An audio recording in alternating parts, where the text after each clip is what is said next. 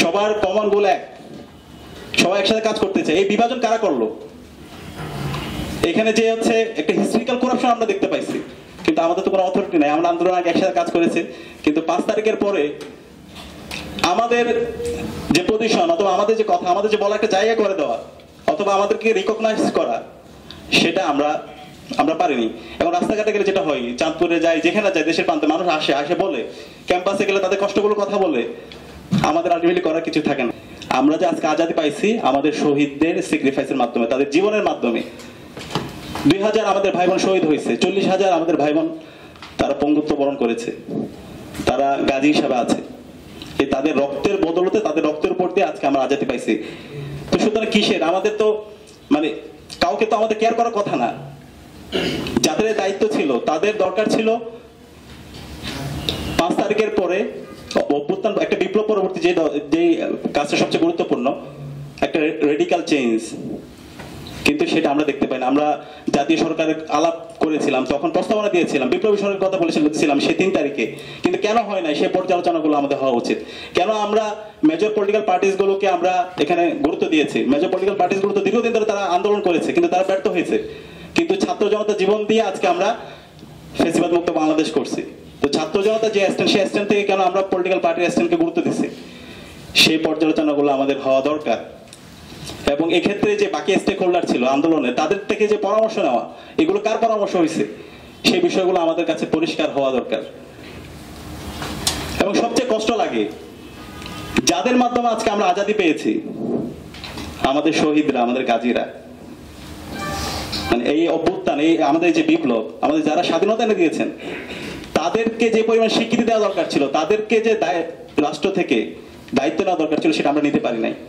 এই যে আমাদের উপর গণহত্যা এবং শিশু হত্যা হইল, খুনি হাসিনা এবং তার সহযোগীরা গত 16 বছর ধরে একের পর এক হত্যাকাণ্ড করছে। এই ফেসিসদের, দোষরদের যে বিচার হওয়ার কথা ছিল, আমরা তার ছিটে ফুটে দেখতে পাচ্ছি না। এর ব্যর্থতা কার? এবং এই যে মাঠে একটা যে ঐক্যবদ্ধ ফোর্স ছিল, শিক্ষার্থীরা, ছাত্রজন, আমরা 5 তারিখের পরেও দেখতে পাইছি সবাই ঐক্যবদ্ধ, সবার কমন গোল এক, সবাই একসাথে কাজ করতে চায়। এই বিভাজন কারা করলো? এখানে যে হচ্ছে একটা হিস্ট্রিক্যাল করাপশন আমরা দেখতে পাইছি। আমাদের কথা হচ্ছে, যার যোগ্য হিস্সা, তারা আপনি হিস্সাটা দেন, তাকে রিকগনিশন দেন, সবাইকে নিয়ে কাজ করেন, সবার থেকে পরামর্শ নেন। অভ্যুত্থানের আগে সবাই তো সবার জায়গা থেকে কাজ করছে, দেশের প্রশ্নে সবাই আপসহীন। আমাদের এই জেনারেশন এই জায়গায় তারা এটা প্রমাণ করছে। কেউ ডানপন্থী রাজনীতি করতে পারে, কেউ বামপন্থী রাজনীতি করতে পারে, কেউ মধ্যবাম হইতে পারে, সেন্ট্রিস্ট হইতে পারে, যাই হোক, কিন্তু দেশের প্রশ্নে, দেশের স্বাধীনতা, সার্বভৌমত্ব প্রশ্নে সবাই এক। ফ্যাসিবাদী ব্যবস্থা বিলোপ এবং নতুন রাজনীতি বন্দোবস্তের ব্যাপারে সবাই এক, সবাই এটাই চাই। হাসিনার বিচারের ব্যাপারে সবাই এক। কিন্তু এরপরও এই বিভাজনগুলো করছে কারা? কারা এই ফ্যাসিবাদীদেরকে পালানোর সুযোগ করে দিচ্ছে?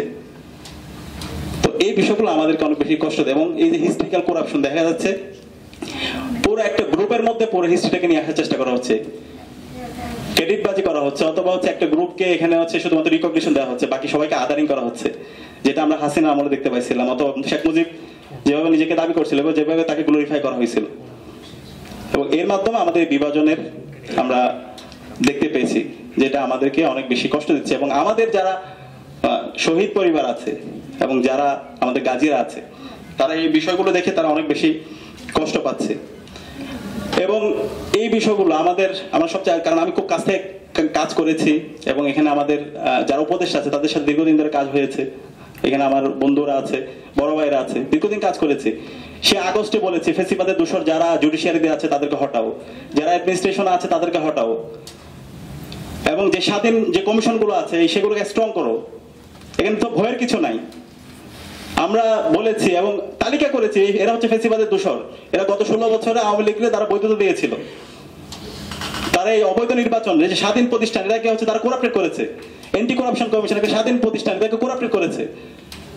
এই কাজের সাথে যারা জড়িত তাদেরকে হটাও, তাদেরকে হচ্ছে অপসারণ করো, তাদের বিচারের আওতায় নিয়ে আসো, এবং এই জায়গায় অনেস্ট, কম্পিটেন্ট, ইন্টিগ্রিটি সম্পন্ন বাংলাদেশপন্থী লোকদেরকে এখানে রিপ্লেসমেন্ট করো।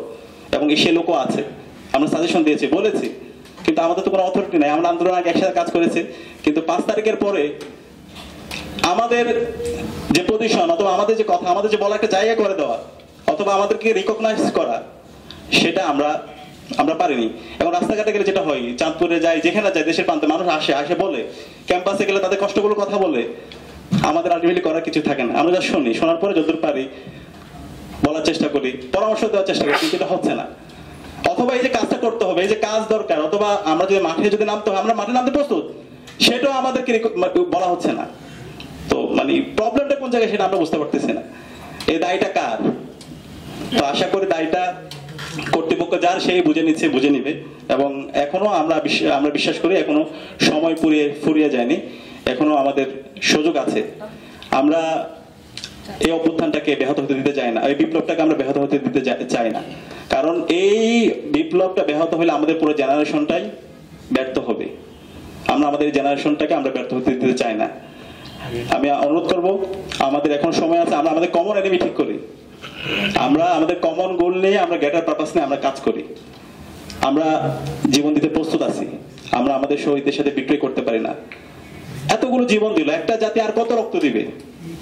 এত রক্ত দেওয়ার পরও আমরা যদি আমাদের দেশটাকে তৈরি করতে না পারি, একটা কনসেনসাস আসতে না পারি, একটা রিকনসিলিয়েশন প্রসেস আসতে না পারি, সে আবার আদর্শিক দ্বন্দ্বে যদি আমরা জড়াই পড়ি, তাহলে এই দেশটা কখন করবো আমরা? আর কত রক্ত? তো আমি অনুরোধ করবো, আমরা এই জায়গায় একসাথে কাজ করব। আমাদের মধ্যে রাজনৈতিক মতবিরোধ থাকবে, আমাদের এক একজন এক এক আদর্শ থাকবে, কিন্তু দেশের প্রশ্নে, দেশের স্বাধীনতা, সার্বভৌমত্ব, অখণ্ডতার প্রশ্নে, বাংলাদেশ প্রশ্নে আমরা সবাই এক হয়ে কাজ করব, সে প্রত্যাশা রেখে আমি আমার কথা শেষ করছি। আসসালামু আলাইকুম।